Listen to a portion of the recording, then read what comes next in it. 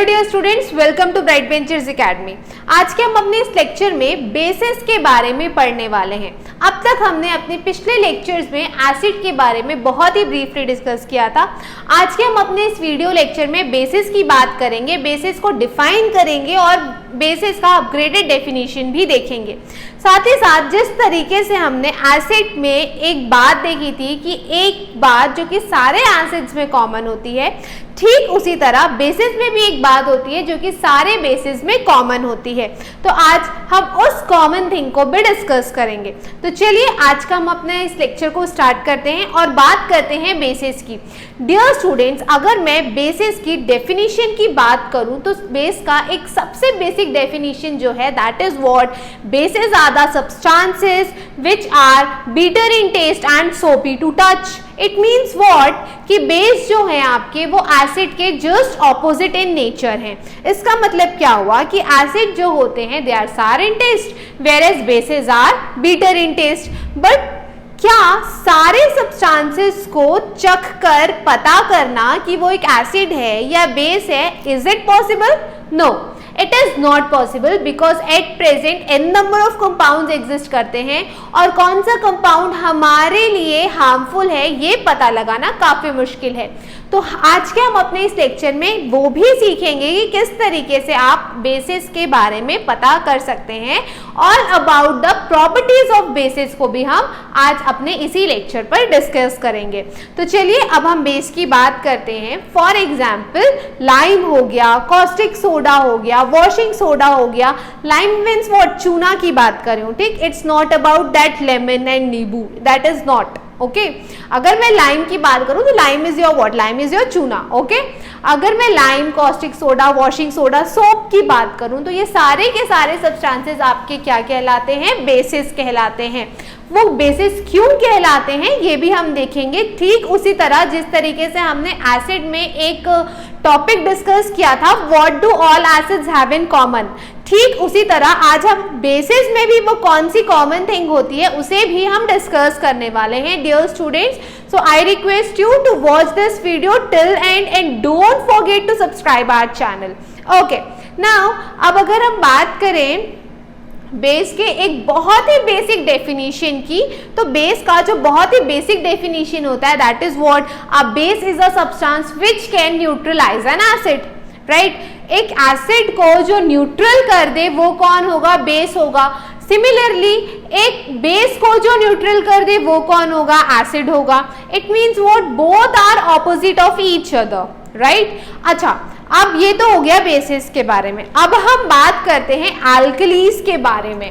अगर मैं एल्कलीज की बात करूं तो आपने बहुत जगह इस वर्ड को देखा है और सुना भी है। एल्कलीज बेसिकली क्या होते हैं? वो भी बेस की फैमिली को ही बिलोंग करते हैं, but alkalis are the water soluble bases. Alkalis क्या होते हैं dear students? They are water soluble basis.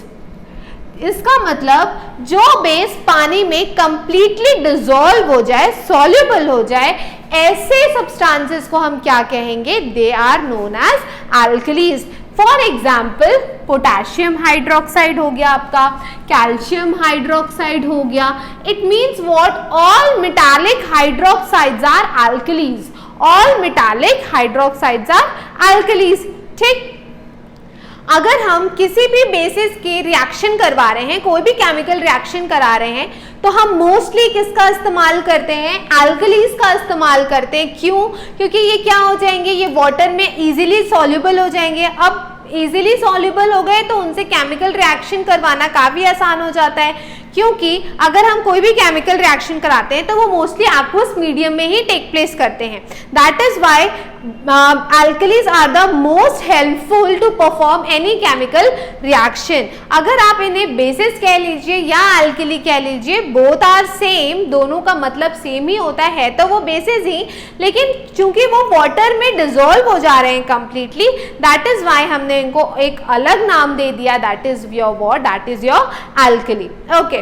Now let's discuss on another topic, that is what do all bases have in common। अब हम देखते हैं कि what is that thing which is common in all bases। Okay dear students, now let's discuss What do all bases have in common? जिस तरीके से हमने देखा था कि जब भी हम किसी एसिड को वाटर में डिसॉल्व करते हैं तो एसिड्स क्या कर रहे थे, acids H positive ions release कर रहे थे इन aqueous solution, राइट। ठीक उसी तरह when bases are dissolved in water they release OH negative ions in the water. OH negative ions is your what, hydroxide ion release करते हैं वो पानी में। Let's see how. Suppose I have taken a base and the base is your what, sodium hydroxide. तो जब मैं sodium hydroxide को water में डिसॉल्व करूंगी तो चूंकि ये एक बेस है तो ये क्या करेगा, ये पानी में Na पॉजिटिव आयंस रिलीज करेगा as well as it will release OH negative ions in aqueous solution. It means what कि it is a base. Similarly अगर मैं बात करूं पोटेशियम हाइड्रोक्साइड की तो पोटेशियम हाइड्रोक्साइड भी क्या है, वो एक बेस है, तो वो भी क्या करेगा, वो भी वाटर में K पॉजिटिव और OH नेगेटिव आयंस देगा। It means what, it is also a base. यहाँ से हम बेस की एक नई डेफिनेशन सीखते हैं, वो ये कि all those substances which release OH negative ions in the aqueous solution they are known to be as bases. Now from this activity of bases we conclude that this is the common property among all the bases, that is what they release OH negative ions whenever they get dissolved in water. Okay dear students, now on the basis of this, that means what, on the basis of production of OH negative ions in water we categorize bases into two categories, that is your what, strong bases and weak bases. तो चलिए अब हम देखते हैं strong base और weak base के बारे में। अगर मैं स्ट्रॉन्ग बेस की बात करूं तो strong base which completely ionizes in water producing large amount of hydroxide ions is known as what, strong base. जैसे फॉर एग्जाम्पल सोडियम हाइड्रोक्साइड हो गया, पोटेशियम हाइड्रोक्साइड हो गया, ये आपके क्या हो गए, स्ट्रॉन्ग बेस हो गए। अब हम बात करते हैं वीक बेस के बारे में। तो वीक बेस आपका क्या हो गया, that partially ionized in water producing small amount of hydroxide ions is your what, is your weak base. For example ammonium hydroxide हो गया, कैल्शियम हाइड्रोक्साइड हो गया, मैग्नीशियम हाइड्रोक्साइड हो गया, ये आपके क्या हो गए, स्ट्रॉन्ग बेस और weak base. Okay dear students, now let's discuss the properties of bases. The first property is they have bitter taste. Unlike acids, as we have discussed previously, acids are sour in taste. So now what about bases? Bases have bitter taste. Next property is they feel soapy to touch. मैंने आपको पहले ही बताया है कि उनका जो surface रहता है वो थोड़ा स्लिपरी टेक्सचर का होता है. That is why the next property is what, they feel soapy to touch. Third property is your what, they turn red litmus to blue. It converts what, litmus paper को जो base होता है red litmus को it converts into blue. Next is what, they conduct electricity in solution. Now you people are observing that कि this is the common property in both acids as well as in bases. हमने ये जो property है acids में भी discuss किया था, that is what, they conduct electricity in solution. Similarly acid भी क्या करते हैं, सॉल्यूशन में इलेक्ट्रिसिटी कंडक्ट करते हैं. They are also electrolytes as well as bases are also electrolytes. It means what कि जब भी हम किसी बेस को वाटर में डिसॉल्व करते हैं तो वो अपने आयंस में ब्रेक डाउन हो जाते हैं. And this is the reason behind it कि they conduct electricity in solution. Due to the presence of ions they conduct what, electricity in solution. Now next property is your what, they react with some metal to form hydrogen gas.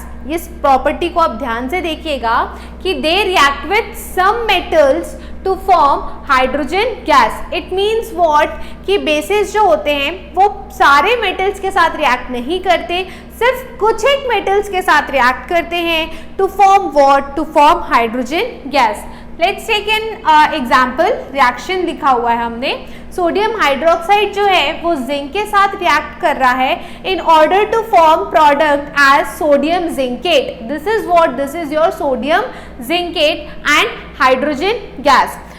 हमने अपने acids वाले lecture में देखा था कि किस तरीके से हम आइडेंटिफाई करते हैं कि वहाँ से जो गैस इवॉल्व हो रही है that is your hydrogen gas.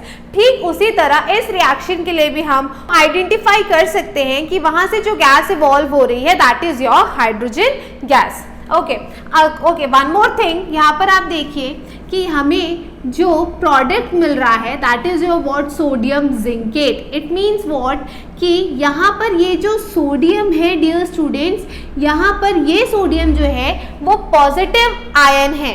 ठीक, this is your what, sodium. Sodium यहाँ पर क्या है, पॉजिटिव आयन है। वेयर एज जिंक एक मेटल है, बट मेटल होने के बावजूद वो यहाँ पर कैसे कन्वर्ट हो गया है, it has turn into negative part of the compound. It means what कि ये ZnO2 is negative. Zincate ion हम किसको बोलते हैं, ZnO2 नेगेटिव को हम क्या कहते हैं डियर स्टूडेंट, जिंकेट आयन कहते हैं। बट जिंक एक मेटल होने के बावजूद वो यहाँ पर as a negative part of this compound exist कर रहा है। ऐसा क्यों हो रहा है ये आप अपने हायर क्लासेस में ब्रीफली सीखते हैं। ओके, इस क्लास में आपको just you have to know about that कि यहाँ पर जो ये कंपाउंड एग्जिस्ट कर रहा है, सोडियम यहाँ पर पॉजिटिव पार्ट एग्जिस्ट कर रहा है, वेयर एज जो या जिंक है बीइंग अ मेटल, यहाँ पर ये negative part in the compound exist कर रहा है। और इस पूरे कंपाउंड का नाम क्या है, सोडियम जिंकेट। और ये जो जिंकेट आयन है वो आपका कौन सा आयन होता है, that is your ZnO2 negative. Okay dear students, now let's discuss the sixth property, that is your what, they react with acids to form salt and water. Definitely ये reaction तो आप बहुत ही स्टार्टिंग से पढ़ते आ रहे हैं, हमने अपने फर्स्ट चैप्टर में भी इस रिएक्शन को काफ़ी बार डिस्कस किया हुआ है। इट मीन्स व्हाट कि ये कौन सी प्रॉपर्टी है, ये आपकी प्रॉपर्टी है कि how bases neutralize an acid to form salt and water. इसीलिए हम इस रिएक्शन को न्यूट्रलाइजेशन रिएक्शन भी कहेंगे, राइट। जैसे sodium hydroxide is reacting with what, sulphuric acid to form product what, sodium sulphate and water. तो सोडियम सल्फेट यहाँ पर आपका क्या है, सॉल्ट है, ठीक, और water. Next property is what, they react with non-metal oxides to form salt and water. Now what are non-metal oxides? Let's see the reaction. यहाँ पर ये कैल्शियम हाइड्रोक्साइड आपका क्या है, it is your what, it is your base. Now यहाँ पर जो calcium hydroxide है वो किसके साथ रिएक्ट कर रहा है, कार्बन डाइऑक्साइड के साथ। तो कार्बन डाइऑक्साइड आपका क्या हो गया dear students, it is a non metal oxide, क्योंकि कार्बन क्या है, it is a non metallic element, ठीक। और नॉन मेटालिक एलिमेंट जब ऑक्सीजन के प्रेजेंस में कंबाइन होकर कंपाउंड फॉर्म करता है तो that is your what, non metal oxide. तो सिमिलरली यहाँ पर ये क्या हो गया, कार्बन डाइऑक्साइड आपका क्या है, एक नॉन मेटल ऑक्साइड है। तो जब हमने एक बेस, जो कि हमने बेस के फॉर्म पे किसको लिया हुआ है, कैल्शियम हाइड्रोक्साइड को लिया हुआ है, और वो किसके साथ रिएक्ट कर रहा है, कार्बन डाइऑक्साइड के साथ वो रिएक्ट कर रहा है in order to form what, salt and water. This is your what, calcium carbonate का फॉर्मेशन हो रहा है which is a salt and water. इस रिएक्शन को हमने अब एसिड वाले पार्ट में भी डिस्कस किया था।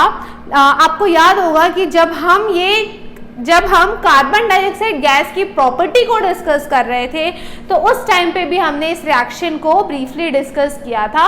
अगर आप भूल गए हैं तो उस लेक्चर पर वापस जाएं और उस लेक्चर को रिकॉल करें कि किस तरीके से हमने कार्बन डाइऑक्साइड गैस की प्रॉपर्टी को डिस्कस किया था। उन सभी लेक्चर्स के लिंक मैंने आपको ऑलरेडी डिस्क्रिप्शन बॉक्स में दे रखे हैं। तो डियर स्टूडेंट्स, आज के हम अपने इस लेक्चर पे सिर्फ इतना ही। हम अपने नेक्स्ट लेक्चर में एनटीएससी के एक बहुत ही important topic that is what, concepts of acids and bases को ब्रीफली डिस्कस करने वाले हैं।